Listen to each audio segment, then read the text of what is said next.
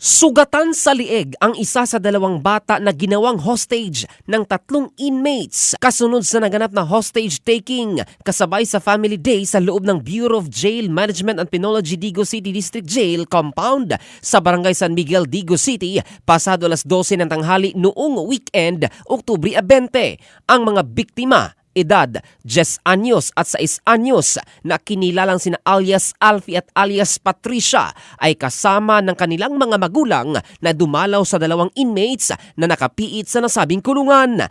Ayon kay Jail Superintendent Glenn Jan Bernal, habang nasa kalagitnaan ng Family Day ay biglang hinablot ng mga sospek ang dalawang bata at tinutukan ng improvised na mga patalim.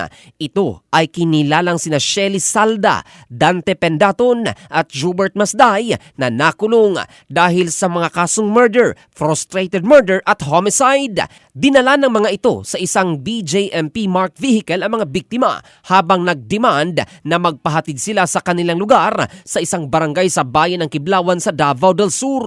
Tumagal ng higit 1 oras ang negosasyon hanggang sinunggaban ng mga kasapi ng BJMP at pulisya ang mga sospek nang makakita sila ng tsansa.